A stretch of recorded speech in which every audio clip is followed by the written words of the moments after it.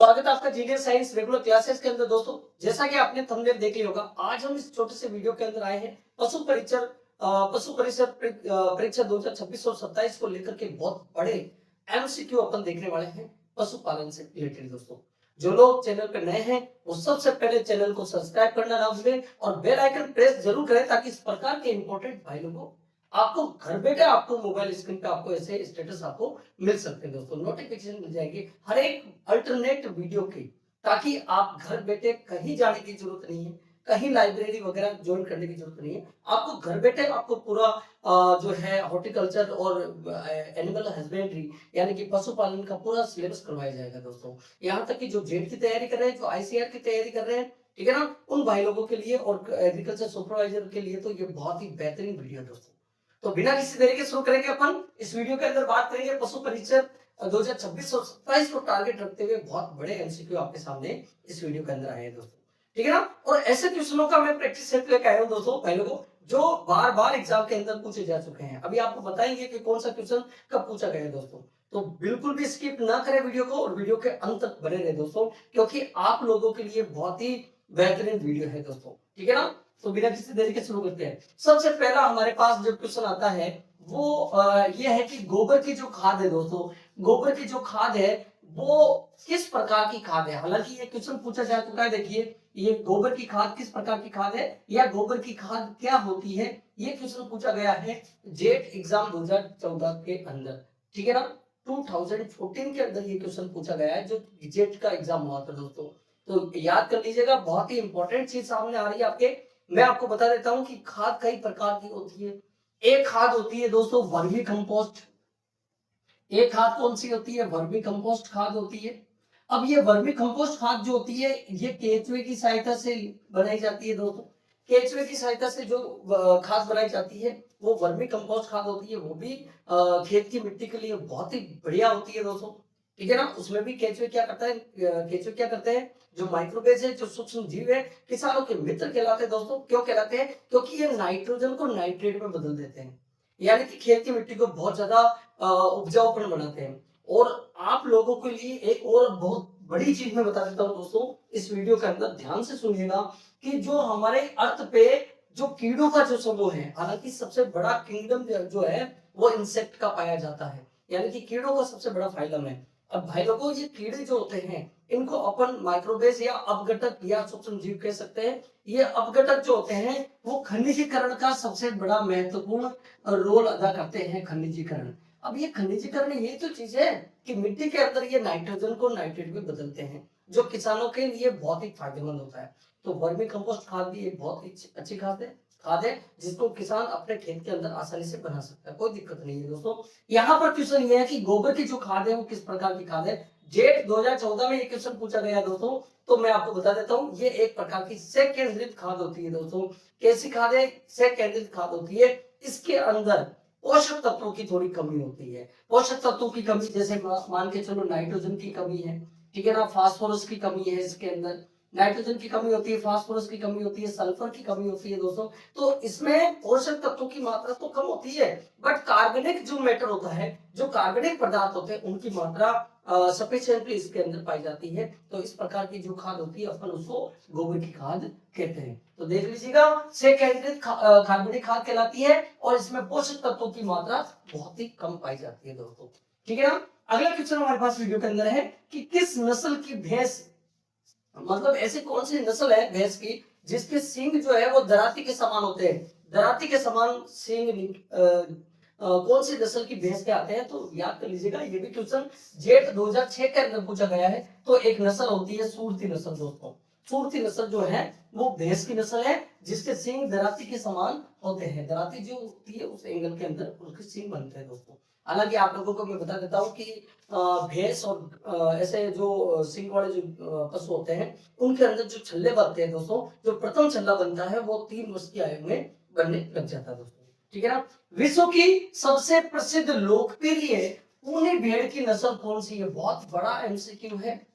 जो लोग agriculture supervisor की तैयारी कर रहे हैं वो एक एक क्वेश्चन को नोट कर लीजिएगा भाई लोगों। स्टूडेंट्स, आप लोगों के लिए बहुत ही बेहतरीन वीडियो है, ठीक है ना। तो ऐसी मतलब विश्व की सबसे प्रसिद्ध ऊनी भेड़ की कौन सी नस्ल मानी जाती है दोस्तों, तो वो है कोरिडल।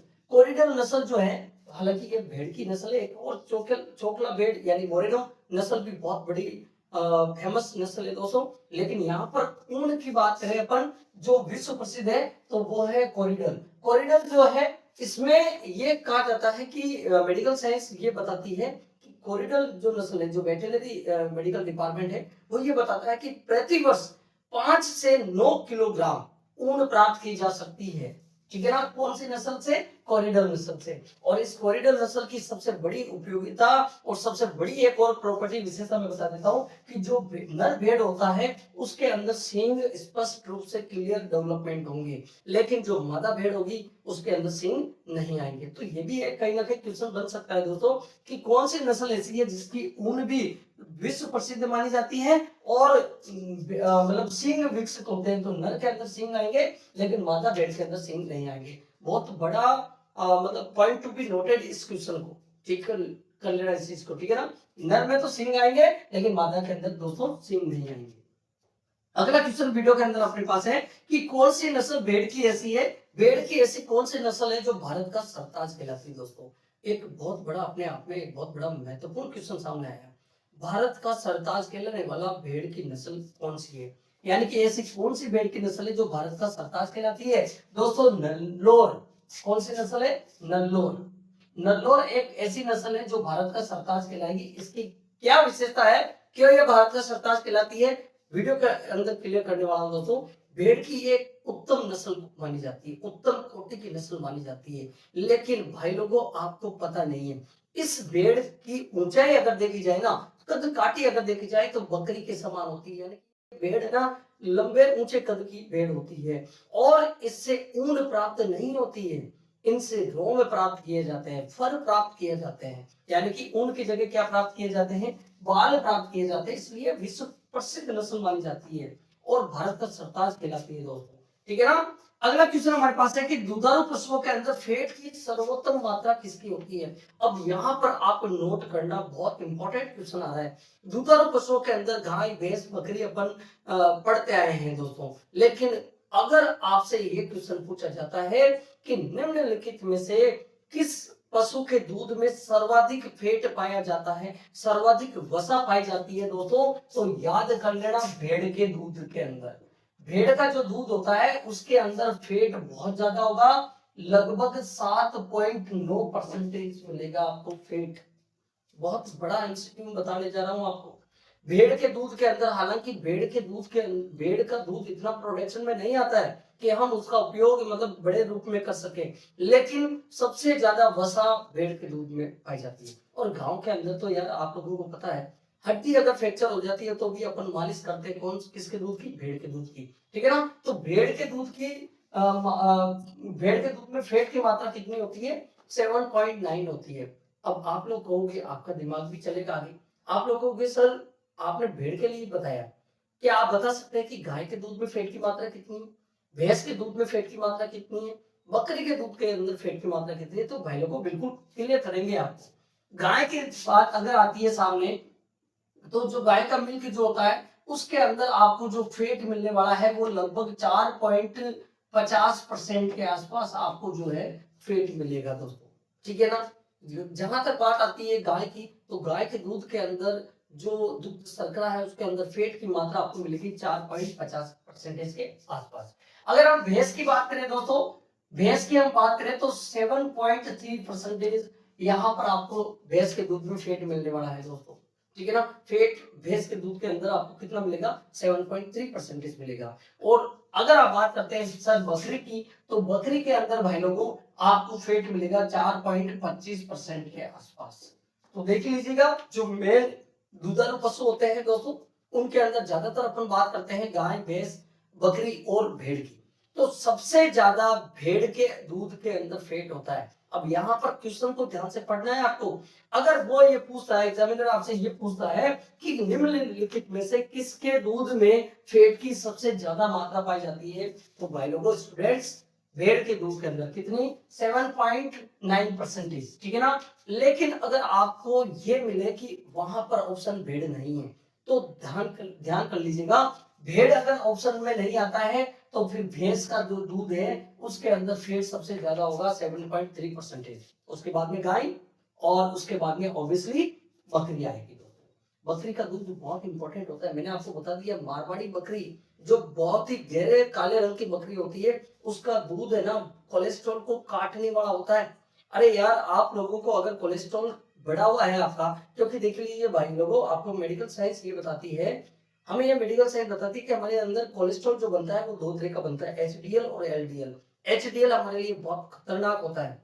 तो दोस्तों एचडीएल अगर कोलेस्ट्रॉल आपका 135 पर डेसिलीटर ब्लड से अधिक ज्यादा है तो आप लोगों को ओबेसिटी और हार्ट डिसऑर्डर हो सकते हैं। तो उनसे बचने के लिए आपको बकरी का दूध यूज करना है दोस्तों। और डेंगू फीवर के अंदर तो यार प्लेटलेट जो है 45,000 से भी कम हो जाए ना तो गारंटेड बात बता रहा हूँ कि आप बकरी का दूध पीना शुरू कीजिएगा, आपकी प्लेटलेट्स बढ़ना शुरू हो जाएगी।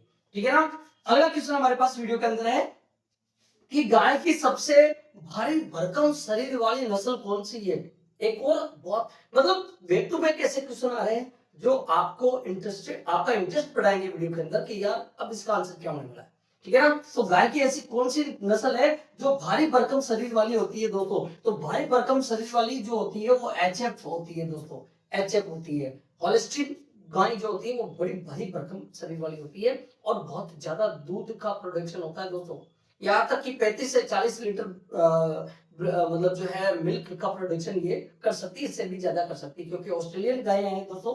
लेकिन आपसे अगर पूछ लिया जाए क्वेश्चन के अंदर कि भारतीय गायों के अंदर यानी कि देसी नस्लों के अंदर सबसे ज्यादा भारी भरकम शरीर वाली गाय कौन सी है तो कांकरेज है दोस्तों। कौन सी है? कांकरेज। याद कर लेना देसी नस्लों के अंदर भारी भरकम शरीर रखने वाली गाय कौन सी है? कांकरेज है। और अगर विदेशों के अंदर विदेशी नस्लों की अगर बात करें तो एचएफ है, हॉलिस्टीन फ्रीजियन से दोस्तों। ठीक है ना। और ये देसी नस्ल जो है ना ये क्वेश्चन पूछा गया था जेट 2018 के एग्जाम के अंदर, 2018 के अंदर ये क्वेश्चन पूछा गया था कि देसी नस्ल और विदेशी नस्लों के अंदर यानी कि हालांकि यहाँ पे तो विदेशी नस्ल पूछी गई थी तो एचएफ आया था दोस्तों। लेकिन मैं आपको बता देता हूँ कि भारतीय गायों के अंदर जो देसी गाय है उसके अंदर कांकरेज नस्ल आती है दोस्तों। और कांकरेज नस्ल जो है बहुत ही बदमाश नस्ल होती है दोस्तों।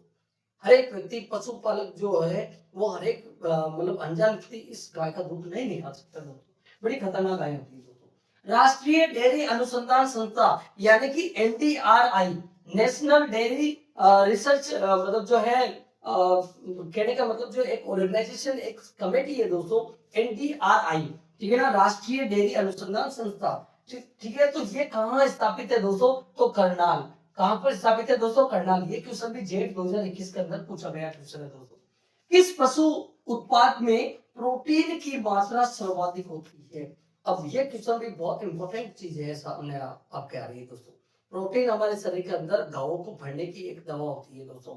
यानी कि प्रोटीन की फैक्ट्री वैसे तो राइबोसोम तो माना जाता है, हमारे सेल ऑर्गन के अंदर राइबोसोम होते हैं जो प्रोटीन का सिंथेसिस करते हैं ऑटोमेटिकली। बट अगर बात करें कि किस पशु उत्पाद के अंदर प्रोटीन की मात्रा सबसे ज्यादा पाई जाती है तो मांस। ऑब्वियसली सबका आंसर ये तो बहुत ही नॉर्मल क्वेश्चन है क्योंकि वो जो मतलब किसी भी पशु का जो मांस होगा उसके अंदर प्रोटीन जो है वो सबसे बड़ा सोर्स माना जाता है दोस्तों। अगला क्वेश्चन हमारे पास वीडियो के अंदर है कि गाय के दूध में लैक्टोज को क्या कहा जाता है? बहुत ही इंपॉर्टेंट चीज सामने आ रही है वीडियो के अंदर दोस्तों। लैक्टोज जो दुग्ध शर्करा जो होती है मिल्क कार्बोहाइड्रेट जो होता है उसको हम क्या कहते हैं? गाय के दूध का जो लैक्टोज शर्करा है उसको हम क्या कहेंगे? तो दुग्ध शर्करा कहेंगे दोस्तों। मिल्क कार्बोहाइड्रेट इसको अपन बोलेंगे। अब ये किसका कॉम्बिनेशन है तो ये भी सुन लीजिएगा वीडियो के अंदर। ये ग्लूकोज प्लस ग्लेक्टोज। ग्लेक्टोज का मतलब क्या होता है? ग्लूकोज का मतलब तो आप समझ गए, ठीक है ना। लेकिन ग्लेक्टोज का मतलब होता है लकड़ी की शर्करा दोस्तों। किसकी शर्करा? लकड़ी की शर्करा। यानी कि गाय भैंस जो दूधारू पशु है वो क्या खाते हैं? चारा खाते हैं। तो चारा खाने के बाद में उनका ग्लूकोज जो है किस लेवल में चला जाता है? ग्लेक्टोज के अंदर चला जाता है। यानी कि जो लकड़ी की शर्करा है उसके अंदर बदल जाता है। तो ग्लूकोज प्लस ग्लेक्टोज दोनों मिलकर के क्या बनाते हैं?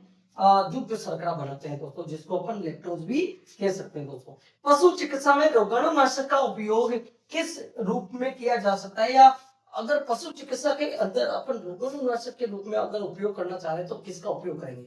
मान लीजिएगा कोई भी पशु बीमार हो गया तो उसके ट्रीटमेंट के अंदर अगर अपन रोगाणु को मारने के लिए, पैथोजन को किल करने के लिए अगर मेडिसिन के तौर पे अपन ट्रीट करेंगे तो हम किसका उपयोग करेंगे? बोरिक एसिड का उपयोग करेंगे। बहुत इंपॉर्टेंट क्वेश्चन सामने है।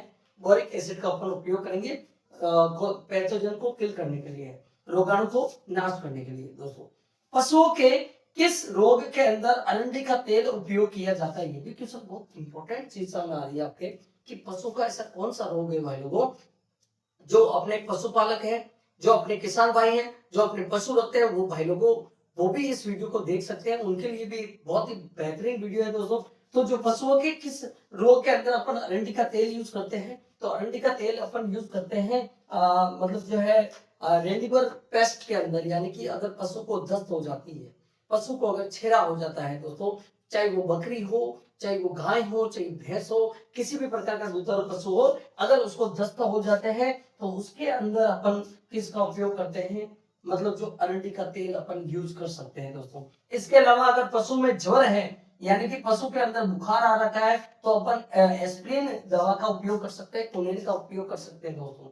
ठीक है ना। सिरोही नस्ल जो है वो किस पशु की है? ये भी एक बहुत बड़ा इंपॉर्टेंट क्वेश्चन सामने आया आपके, कि सिरोही नस्ल, हालांकि यहाँ पर राजस्थान का एक जिला सिरोही भी है, लेकिन उसको अपन टारगेट नहीं कर रहे, ठीक है ना, क्योंकि अपना टॉपिक जो है वो पशु परीक्षा से रिलेटेड है और एग्रीकल्चर सुपरवाइजर से रिलेटेड है दोस्तों। तो सिरोही नस्ल जो है वो कौन से पशु की है? तो बकरी की नस्ल है दोस्तों। सिरोही किसकी नस्ल है? बकरी की नस्ल है। पशुओं की आयु भी हम ज्ञात कर सकते हैं, बिल्कुल ज्ञात कर सकते हैं दोस्तों। भाई लोगों, गांव के अंदर जो पुराने लोग हैं वो आज भी पशु के दांत गिन करके पशु की आयु बता देते हैं कि ये पशु कितने साल पुराना होगा। तो पशुओं की आयु ज्ञात करने का सबसे अच्छा तरीका क्या है? दांतों की संख्या गिन करके, उनके दांतों की संख्या गिन करके हम पशुओं की आयु ज्ञात कर सकते हैं दोस्तों। और ये क्वेश्चन है ना, कोई आम क्वेश्चन नहीं है, ये जेट एग्जाम 2018 के अंदर पूछा गया है कि पशुओं की आयु ज्ञात करने का सबसे उत्तम तरीका कौन सा है? उनके दांतों की संख्या याद करके, ठीक है ना, दांतों की संख्या गिनो। भैंस में औसत गर्भावस्था का समय कितना होता है दोस्तों? तो भैंस के अंदर औसत गर्भावस्था का जो समय होता है वो 307 दिन होता है दोस्तों। कितने दिन होता है? 307 दिन। गाय, भैंस, बकरी, ऊंट, गधे, घोड़े, सब के अंदर जो है गर्भावस्था के जो टाइम पीरियड है वो अलग अलग होता है दोस्तों। ठीक है ना। तो उम्मीद करता हूँ इस छोटे से वीडियो के अंदर बहुत ही बेहतरीन तरीके से मैंने आपको पशु परीक्षण 2026 टारगेट को 27 को टारगेट रखते हुए बहुत बड़े एमसीक्यू आपको बहुत अच्छे से कंसिडर करवाए होंगे दोस्तों। अगर आपको वीडियो अच्छा लगा और बहुत ही अच्छा लगा दोस्तों, तो लाइक और कमेंट और शेयर जरूर करें, और कमेंट आप जरूर करें ताकि आपको, मुझे भी पता चल सके कि आपको और भी किस प्रकार की वीडियो की आपको ट्रीटमेंट है दोस्तों। ठीक है ना। तो मिलते रहेंगे इसी प्रकार इंपॉर्टेंट वीडियो के साथ। तब तक के लिए goodbye, thanks, take care.